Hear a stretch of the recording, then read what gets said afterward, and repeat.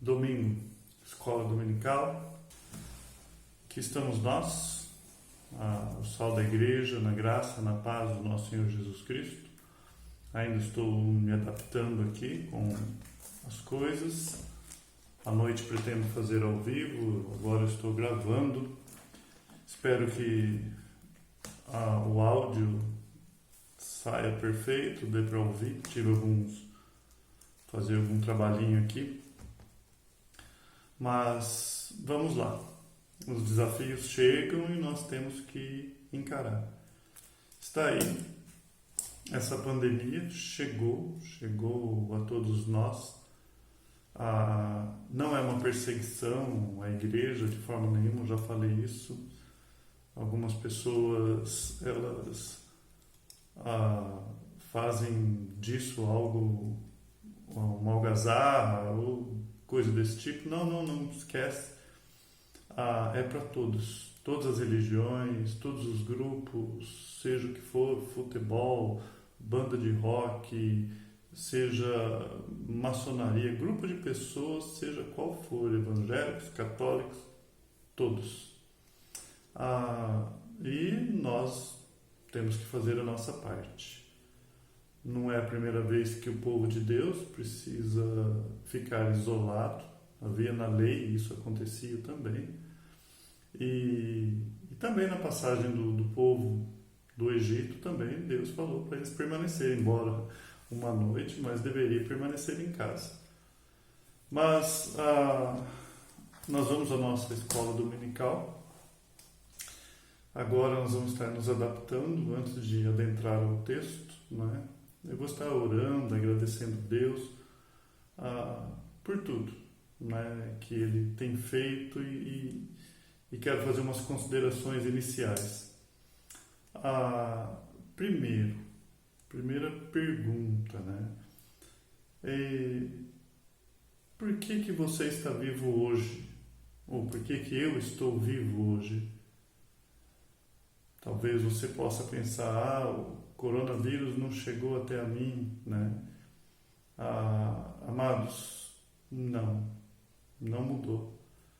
O mesmo motivo que você estava vivo há 10 anos atrás, há 1 ano atrás, há 1 mês atrás, há 1 dia atrás, é um só motivo. A palavra de Deus diz que a sua misericórdia se renova todos os dias. A misericórdia de Deus se renovou essa manhã, por isso que você está vivo. Por isso que nós estamos vivos. Nada mais que isso. E nós queremos encontrar segurança em coisas, mas não é em coisas, é em Deus. E quero estar falando um pouquinho sobre isso também. Uma semana difícil para tomar decisões. Tive que mergulhar nas notícias. Isso não é bom, não é saudável. Para mim poder tomar decisões, eu vi outros pastores, entrei em alguns grupos, pastores regionais aqui, pastores de Minas, e fui vendo, né, o que nós iríamos fazer. E a semana passada nós já tomamos algumas providências para a escola dominical, o culto à noite, e já estávamos antecipando o que haveria de acontecer.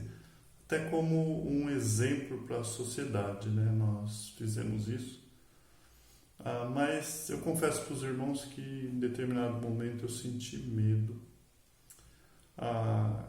E não me alegrem com isso. O medo é uma coisa que nos trava, nos paralisa, nos dificulta nas tomadas de decisões. E no domingo no sábado que eu enviei a notícia, né, para os irmãos considerado na faixa de risco, ou grupo de risco, não ir à igreja, e no domingo eu estava preocupado se era a decisão correta, né? E tive medo, e aí passei a ver as notícias, e aquilo foi tomando conta, e eu comecei a pensar na minha esposa aqui, nas minhas filhas longe, na igreja, nas pessoas de risco, grupo de risco da igreja. e o meu desejo de ir lá e conversar com essas pessoas, não poder fazer isso. Então, isso começou a tomar uma proporção demasiada ou grande na minha vida e começou a me dar medo. E o medo é estranho, né? A noite fica mais noite, é horrível. Eu não gosto, acho que isso não é bom, não é saudável para ninguém. Mas aí eu aprendi uma lição que eu quero compartilhar com os irmãos. Naquela semana, ou nessa semana mesmo, entre tantos vídeos, eu recebi um de uma doutora, uma médica, que ela minimizou bem a coisa e apresentou números, né? Mas aquilo me trouxe paz, né? Uma certa paz. E o suficiente para mim dar uma saída, buscar algumas coisas extremamente necessárias que eu precisava. Mas no caminho eu pensei como eu falho, como nós podemos falhar nisso. Eu, ouvindo aquela mulher, e isso mudou minhas atitudes por causa de uma pessoa, por causa de uma notícia. E eu percebi que era isso que eu procurava nas notícias, é isso que eu procurava nas pessoas, que alguém me dissesse alguma coisa. E em tudo isso, nós esquecemos de Deus, né? Ainda conversei com a minha esposa no almoço, eu falei, o que você faria se Jesus não existisse na sua vida, né? Ela falou, não me imagino, não tem como isso acontecer. Eu falei, mas às vezes a gente vive como se ele não existisse, essa que é a realidade. E eu estava fazendo isso, tomando decisões e não descansando em Deus. E avaliando a mim mesmo, eu falei, não, está errado isso. Eu tenho que confiar totalmente em Deus. Nós começamos a tomar decisões e começamos a verificar notícias e ver se temos alimento para o tempo que vai ficar em casa, as coisas, até ração para os animais, remédio, e a cabeça fica a milhão, né? Muitas coisas.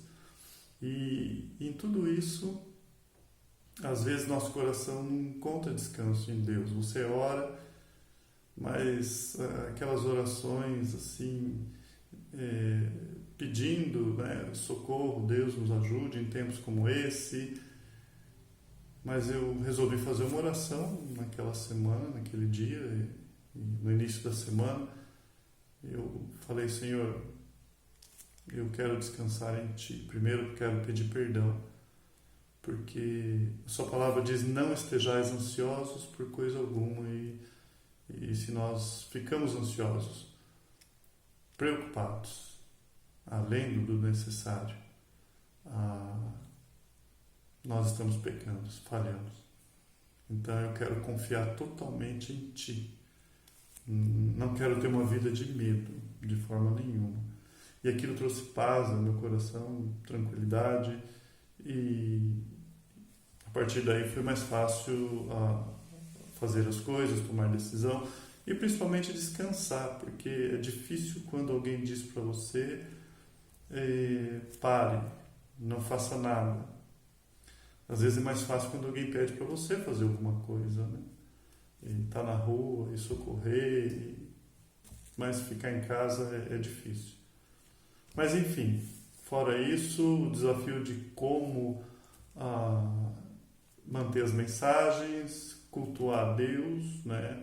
Nós aprendemos que nós podemos cultuar a Deus em casa, em qualquer momento. Aprendemos que a comunhão faz parte do culto, mas a sensatez também, o bom senso, faz parte do culto. Nós adoramos nosso Deus com todo o nosso intelecto. Então, não podemos mais ter essa comunhão física, essa proximidade, mas isso não de forma nenhuma atrapalha a nossa comunhão com Deus.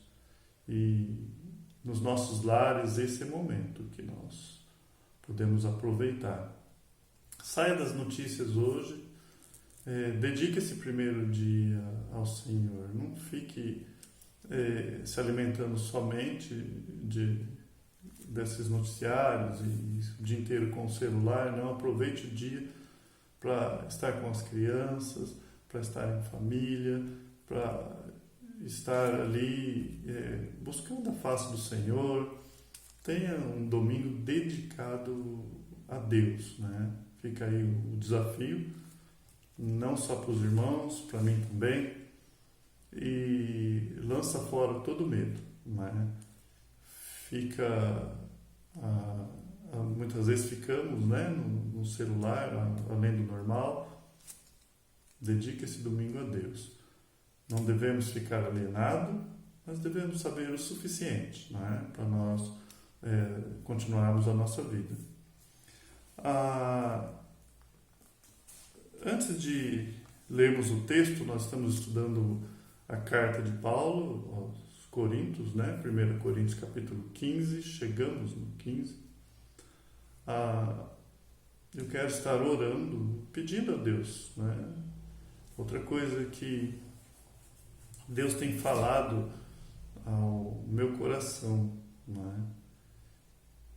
Que há pessoas que estão à nossa volta que carecem das nossas orações, sim, né? Mas se pararmos para pensar, será que precisa de algo a nível global, mundial, para nos levar a orar? Pense nisso. Deveria ser algo natural nosso, né? Mas fica aí um conselho, né? O domingo, desintoxica, né?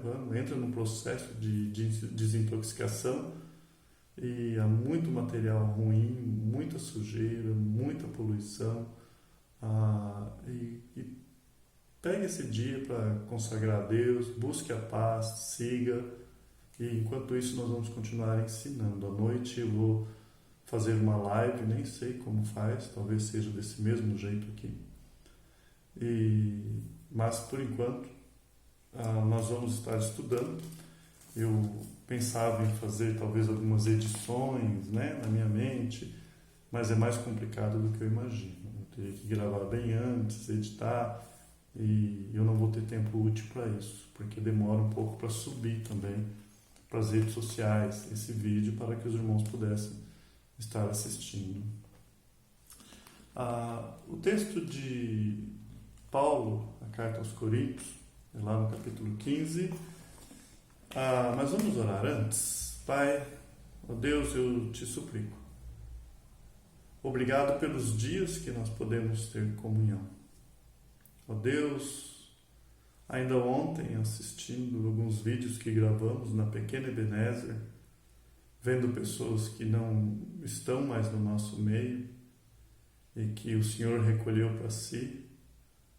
Ó Deus, não foi um coronavírus que os levaram, e nós não somos diferentes, ó Pai. Por isso, Pai, eu peço que esse domingo, ó Deus, que nós possamos consagrar a Ti, consagrar totalmente esse domingo ao Senhor, ó Deus. Nos ajude, eu quero meditar nesse texto, me dê liberdade nesse pequeno tempo. Fale aos nossos corações, ó Deus. Me ajude nessa nova etapa. Ó Deus, os desafios que chegaram, desafios tecnológicos, ó Pai, nos ajude a seguir o Seu caminho, por graça. Cada pastor que está fazendo isso, cada irmão que está em casa, Sua palavra diz que havendo 2 ou mais pessoas, ó Pai, ali o Senhor está, e o Senhor está conosco. Por isso nos ajude agora, Pai, por graça, fale conosco, através da Sua palavra, desse texto de Paulo aos Coríntios. Me ajude apenas como servo, eu te suplico em nome de Seu Filho Jesus. Amém e amém. Devagar eu vou me adaptando, logo eu já passo a ter uma liberdade aqui. Carta de Paulo, se você tem uma Bíblia, se você quer ver no seu celular, se você quiser acompanhar a leitura, eu vou estar... Para quem estava na EBD, você vai ouvir algumas coisas que você já ouviu. Mas vai servir para testar, né? Se aquilo que você tem aprendido, se você realmente prestou atenção. Estou fazendo isso porque vai ficar gravado, então já aproveito para pontuar 1 Coríntios capítulo 15, para que fique aí para o histórico, para que nós possamos aprender. Faz parte do aprendizado. 1 Coríntios capítulo 15, chegamos aqui, né? Até que enfim, Paulo fala assim: irmãos, venho lembrar-vos o evangelho que vos anunciei, o qual recebestes e no qual ainda perseverais. Por ele também sois salvos, se retiverdes a palavra tal qual vô-la pregueis, a menos que tenha crido em vão. Estou meio perdido aqui porque eu troquei o meu óculos. Deixa eu confessar aqui, ó, tá vendo? Se eu coloco o meu óculos atual, ele fica com brilho e acaba me atrapalhando e atrapalhando vocês. Eu pus o óculos antigo, então você vai me ver às vezes se perdendo aqui na leitura. Mas é porque eu era assim, agora eu sou daquele jeito. Esse óculos aqui é de alguns anos atrás. Mas eu estou enxergando. Vamos lá, vamos ao texto. O que está acontecendo aqui? Nós sabemos que os gregos, né? O problema era algumas pessoas que haviam entrado dentro da igreja, e os gregos, eles não criam na ressurreição. Paulo, ele evangelizou aquelas pessoas, havia uma igreja, e dentro do cristianismo agora, aquilo estava aflorando, e de repente lá na igreja aparecem pessoas com algumas ideias estranhas, né? Paulo vai falar, pessoas que estão entre vós com esse assunto aí. Mas que assunto? Que não existe ressurreição. Não tem como falar de ressurreição sem falar de morte. É ela, a morte. As pessoas, não digo todas, mas há muitas pessoas que não gostam de falar da morte, né? A morte é algo que nós não temos como enfrentá-la no sentido de vencê-la. Essa é a palavra que eu estava procurando. Não tem como vencer a morte. Nós vencemos batalhas. Há batalhas que nos são propostas e são as enfermidades que chegam. Nós cuidamos da nossa vida, nós zelamos da nossa saúde, nós tomamos cuidado muitas vezes com a direção do veículo, fazemos manutenção porque nós não queremos morrer. Alguns nem viajam de avião porque não querem encontrar com ela. Essa que é a verdade. Mas a morte é algo natural. Eu costumo dizer que eu falo da morte até em casamento. Aliás, acho que a maioria fala até que a morte os separa, né? Ou até que a morte os une, né? Porque quando nós nascemos de novo, nós fomos sepultados com Cristo, estamos mortos em Cristo. Então, a necessidade de você morrer para nascer, né? Em certo sentido, é a morte também que mantém o casamento. Mas não vamos entrar nisso. A questão é que nós lidamos com a morte e ela chega e não tem negociação, não tem dinheiro que você possa dar para comprar, não tem argumento, você com a sua filosofia, a sua sapiência, a sua sabedoria, você não vai negociar com ela. Então, pobres, ricos, grandes, pequenos, todos nós já temos essa guerra perdida. Você ganha batalhas, mas guerra não. E agora tem um que venceu essa guerra. Tem um que venceu a morte. Ela vem, ela é vitoriosa sobre todos, até que chegue em Jesus Cristo. Esse não. Com esse ela não tem vitória. E isso envolve o que vai acontecer depois conosco. E Paulo fala um pouco sobre isso. E isso é uma das bases do Evangelho. É pilar do Evangelho, porque se tirar isso, o Evangelho não tem sentido, perde o sentido. Primeira coisa que Paulo fala: irmãos, venho lembrar-vos o Evangelho, que vos anunciei, o qual recebestes e no qual ainda perseverais.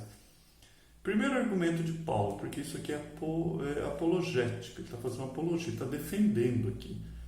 Primeira defesa de Paulo aqui, ele fala: olha, vá para a palavra, o Evangelho, do jeitinho que eu falei para vocês, vocês devem continuar nesse Evangelho.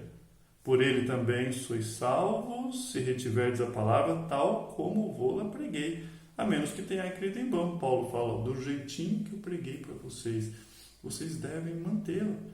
Então, a segurança de vocês está na palavra de Deus. Primeira coisa é o Evangelho: morte, sepultamento, ressurreição. Satanás, uma das características dele é deturpar a palavra de Deus. O Evangelho não é diferente. Esses gregos não gostavam do assunto de ressurreição, eles não acreditavam. Paulo, quando estava no Areópago, lá em Atenas, quando ele começou a falar da ressurreição, os gregos começaram a zombar. Então, e eram essas pessoas que estavam com esse assunto: olha, Jesus não ressuscitou, né? E na verdade eles não falavam diretamente, eles diziam: nós não cremos em ressurreição. E isso ia em conflito com aquilo que aconteceu. O Evangelho não é o conto da carochinha, o Evangelho é fato, é ocorrido, né? Então houve uma ocorrência. Ninguém levantou de manhã e falou: vou escrever uma história sobre Jesus Cristo. Não, é aquilo que Lucas falou, a narrativa dos fatos. Ocorreu, Jesus Cristo ressuscitou. E Paulo, o primeiro argumento dele é o Evangelho total. E isso acontece na igreja atual. O Evangelho, ele é diluído. 10 laranjas, você faz meio litro de suco. Se você coloca meio litro de água, o que você tem? Meio litro de suco. Você não tem 1 litro de suco. Não aumentou o suco. Você diluiu. O Evangelho foi acontecendo isso. E às vezes você ouve ainda falar de Deus, ouve falar de Jesus, ouve falar de alguma coisa assim distante e chama aquilo de Evangelho, ao ponto de somente falar para a pessoa: Jesus te ama, e nem um folheto sequer nada para dar uma instrução, norte para a pessoa, e depois falar: eu evangelizei ele, né? Não. O Evangelho é muito mais que isso. Muito mais que isso. E o centro do Evangelho não é o homem no centro de nada. Nem lá no Éden. O que tinha lá no Éden, no centro do jardim, não era uma estátua de homem, não. Nós sabemos disso. O centro sempre é Deus e aquilo que Ele quer exaltar. Então, o Evangelho inicia em Deus. Se você for falar João 3,16, você vai iniciar falando de Deus, porque Deus amou o mundo de tal maneira. Então, o Evangelho é Deus. Nosso problema é com Deus, porque todos pecaram e destituídos estão da glória de Deus, separados de Deus.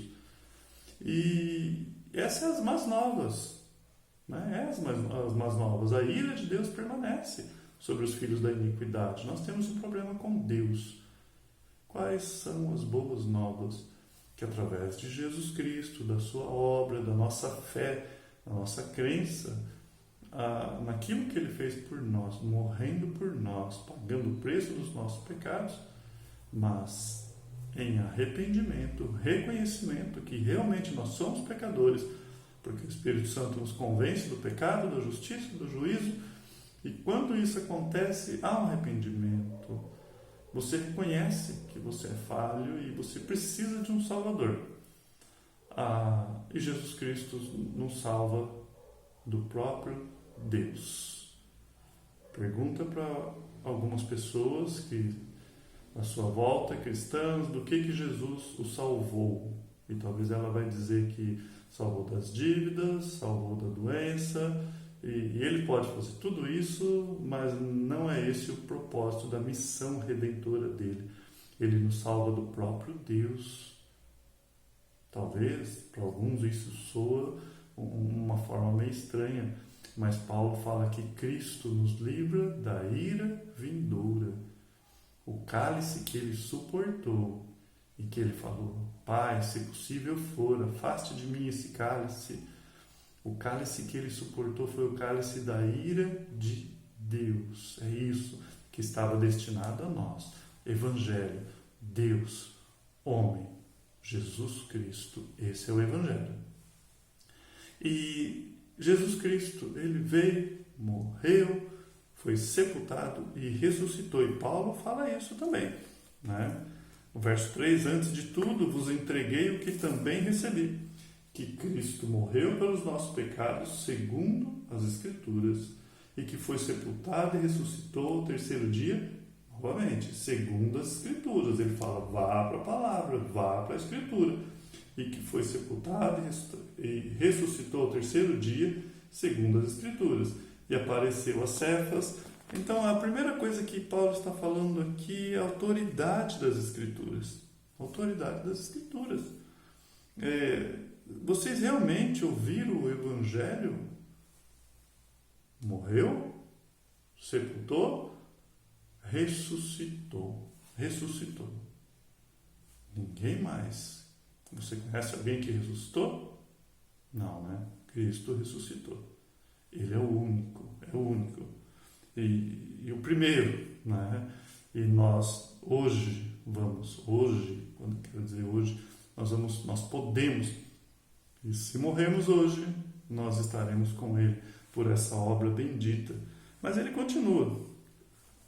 Agora ele vai usar o segundo argumento, esse argumento que ele vai usar, essa defesa que ele vai usar, ele vai falar, e apareceu a Cefas, ou a Pedro, né? E depois aos 12. Depois foi visto por mais de 500 irmãos de uma só vez, dos quais a maioria sobrevive até agora. Porém, alguns já dormem. Não sei se isso tudo indica que é eufemismo, né? Mais que certeza, já morreram. Mas ele usa esse argumento, apareceu para mais de 500 pessoas de uma só vez. Então, primeiro, as Escrituras. Segundo, olha, as testemunhas, teve testemunhas. Essas pessoas viram. E já no próprio Evangelho já existia uma trama para que as pessoas não acreditassem que Cristo ressuscitou. Eles tentaram, mas eles não conseguiram.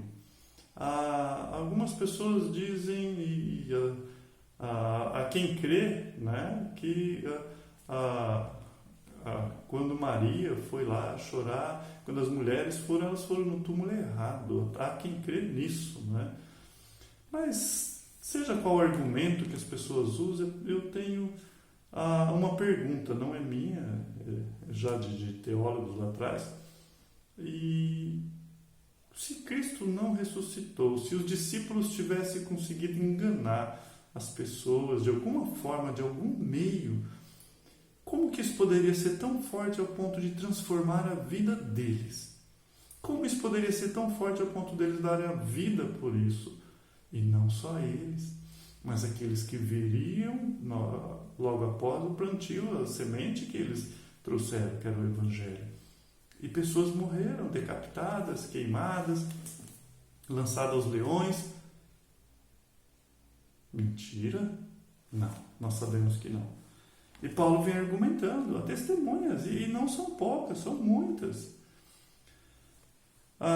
E por fim, no verso 8, ele fala, e afinal, depois de todos, foi visto também por mim, como um nascido fora de tempo. Tem uma versão que diz abortivo, né? E aí ele usa o argumento o primeiro argumento que ele vai dizer, olha a palavra. Segundo, tem testemunhas de pessoas. Agora ele vai usar a autoridade apostólica. Depois foi visto por Tiago, mais tarde por todos os apóstolos. Então tem autoridade apostólica nisso aqui também, né? E ele usa ele mesmo, né? Mas algo que eu aprendo aqui, né, Esse texto não foi escrito para isso, mas olhando o comportamento de Paulo, traz instruções do verdadeiro cristianismo. Ele não bate no peito e fala, eu sou apóstolo. Não, porque eu sou o menor dos apóstolos, que mesmo não sou digno de ser chamado apóstolo, pois persegui a igreja de Deus. Percebe a diferença dos dias de hoje?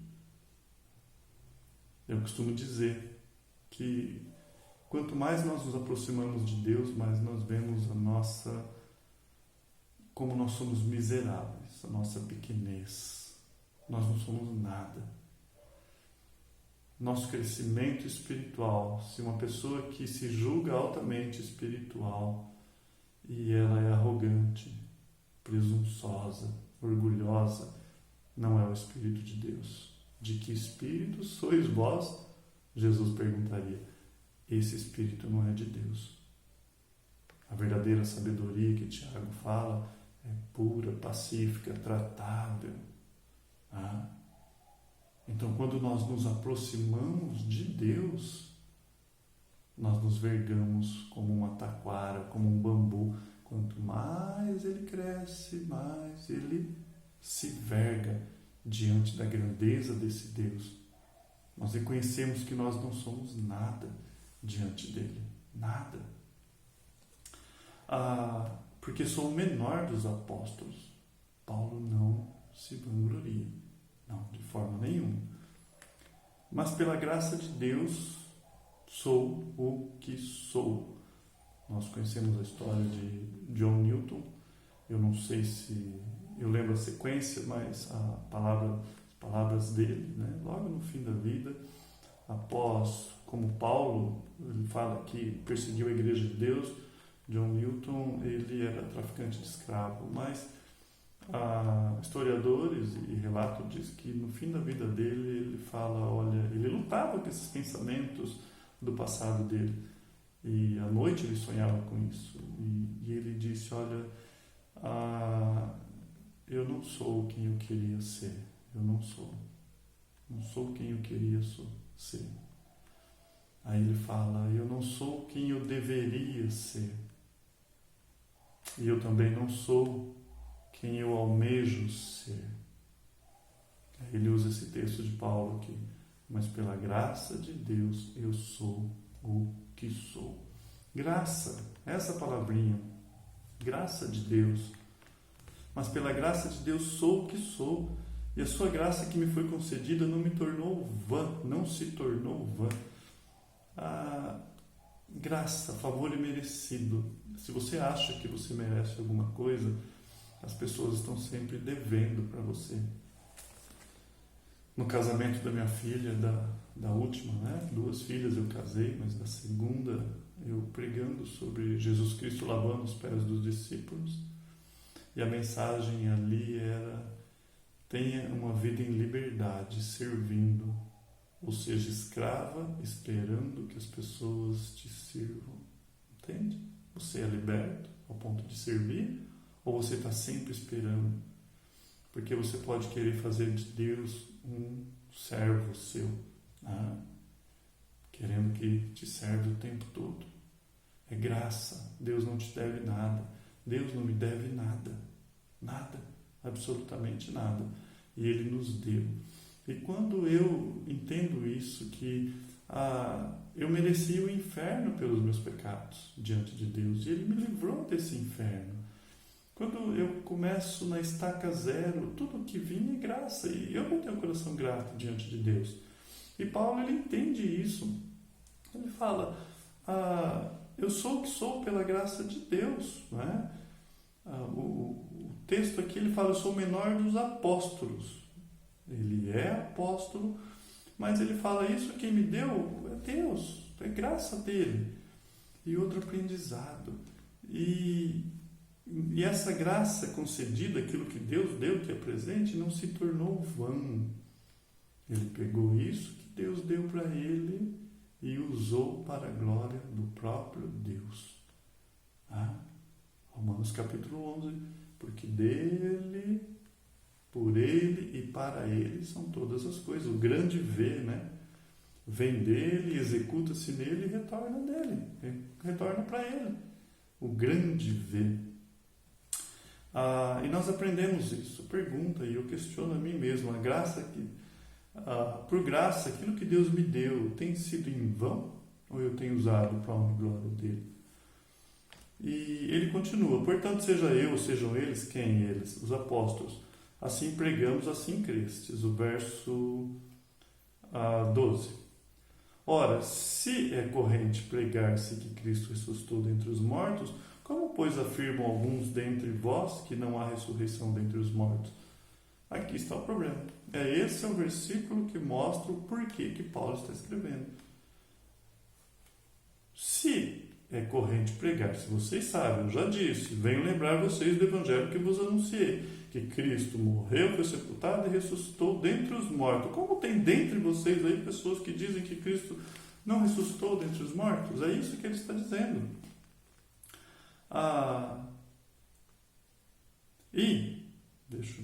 Minha vista conseguiu. E se não há ressurreição de mortos, então Cristo não ressuscitou. Indiretamente ele estava dizendo que morto não ressuscita. Ele fala, então nós temos um problema, porque um ressuscitou. Nós sabemos, é Cristo. E se Cristo não ressuscitou, verso 14, é vã a nossa fé, a nossa pregação, e é vã a nossa fé. E somos tidos por falsas testemunhas de Deus, porque temos asseverado contra Deus que ele ressuscitou a Cristo, ao qual ele não ressuscitou. Se é certo que os mortos não ressuscitam, ele fala, mas se os mortos não ressuscitam, então nós temos sido falsas testemunhas diante de Deus, porque nós estamos pregando isso. Porque se Cristo não ressuscitou também, se os mortos não ressuscitam, também Cristo não ressuscitou. Não é? Ele faz a ligação. O verso 17. E se Cristo não ressuscitou, é vã a vossa fé, e ainda permaneceis nos vossos pecados. Porque se não tem evangelho, como há perdão dos nossos pecados em Cristo Jesus? Porque se ele não ressuscitou, ele é mentiroso. Os apóstolos é mentiroso. E o que mais? Acabou Cristo. Que sentido que tem uma vida dessa? A solução para os nossos pecados tem nome: Cristo. Não é um rótulo, você é assim, vai morrer assim. Não, é Cristo.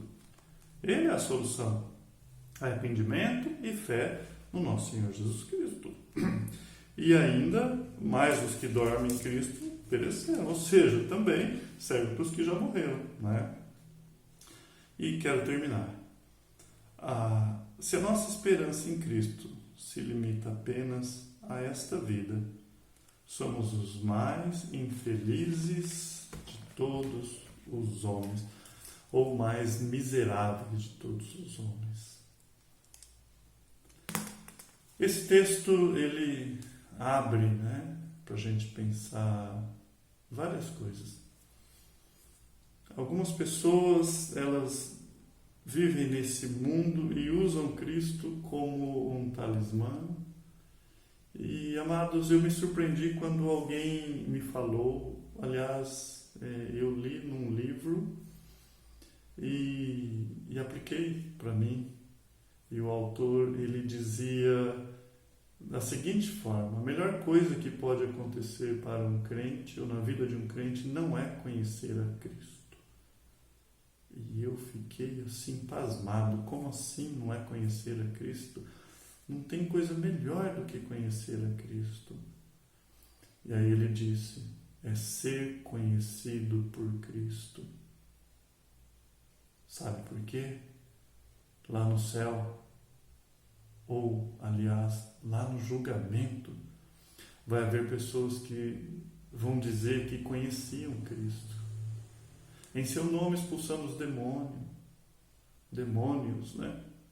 Em seu nome curamos enfermos. Parece assim uma classe de pastores, né? Pessoas envolvidas com o cristianismo, usando o nome de Jesus Cristo, conhecia o nome de Jesus Cristo, usava o nome de Jesus Cristo, mas eles vão ouvir do próprio Cristo que Lá em Mateus, capítulo 7. Não vos conheço. Apartai-vos de mim. Quem? Vós, que fazia o quê? Praticava iniquidade, inimigos. Não passaram pela cruz. Amados, a pessoa pode ser conhecida no mundo inteiro, gravar CD, DVD, depois MP3, YouTube, e ser conhecido a nível mundial, cantar, pregar, fazer o que for em nome de Jesus. Mas se nós chegarmos diante dele e não formos conhecidos por ele, de nada adianta esse conhecimento. Então muitas pessoas usam Cristo aqui apenas nesse contexto. Eu sei que esse texto ele fala muito, ele é muito mais profundo, tenho certeza disso. Paulo ele pega e joga para nós pensarmos. Espera aí, então se Cristo não ressuscitou, se nós cremos em Cristo apenas como uma pessoa que passou por aqui, nos deixou bom exemplo, é só isso? Morreu, acabou? Que vida sem sentido é essa? Nós somos os mais miseráveis dos homens. Mais miseráveis dos homens. As boas novas é que Jesus ressuscitou. E o primeiro dia da semana, domingo, nos lembra isso. Nós deveríamos acordar os nossos domingos sempre dizendo, né? Ou cantando, ressuscitou, lembrando que Ele ressuscitou, Ele está vivo e tem mais. Em tempos difíceis como esse, Jesus Cristo não está no túmulo lá, ou onde quer que essas pessoas acham que estejam, o que sobrou dele. Não, é muito maior do que a mente humana consegue compreender. Mas é tangível, é conhecido de nós a palavra de Deus, aquilo que Ele quer se revelar. E Ele disse que estaria conosco todos os dias da nossa vida, até a consumação dos séculos. Ele disse que nós não estaríamos órfãos. Jesus Cristo, amado, Jesus Cristo, a esse nome foi dado toda a autoridade, todo o poder, e Ele vive, ressurreto, e nós estaremos muito em breve. Nossa vida passa, esse coronavírus pode ir embora como um espio. Vai passar. E aconteça o que acontecer. Daqui 50, 100 anos, talvez nenhum de nós esteja mais aqui, se Cristo não voltou. Mas uma coisa é certa, nós vamos um dia estar com Ele. Estaremos com o nosso Mestre. E esse dia vai chegar. Então, Jesus Cristo ressuscitou. 1 Coríntios capítulo 15. Paulo bate de frente. Ressuscitou. Amém? Vamos agradecer a Deus. Pai, obrigado. Obrigado por essa palavra, pelo seu ensino. Ajuda-me, ó Pai, dia após dia, a compreender isso. Abra meus olhos e, ó Deus, para que eu possa verdadeiramente ser instrumento seu. Cada pessoa que ouve essa mensagem, se há pessoas que ainda estão com medo, que possa crer em Cristo ressurreto, ó Pai. Sua palavra diz, não sejais como o ímpio que não tem esperança. Nós temos esperança. Muito mais que isso, nós temos a certeza que o Senhor vai voltar. Nós temos a certeza que nós vamos ressuscitar, ó Deus, contigo. Ó Deus, para muitos morreu, acabou, mas para nós não. A nossa eternidade começa aqui, ó Deus. Ó Pai, obrigado. Nos ajude, glorifique seu nome através das nossas vidas. Te agradecemos em nome de seu Filho Jesus. Amém e amém. Louvado seja Deus. A comunhão continua fazendo parte do culto. A sensatez também. A diferença é que agora é uma comunhão virtual. Amém? Louvado seja Deus. Vamos glorificá-lo nesse domingo.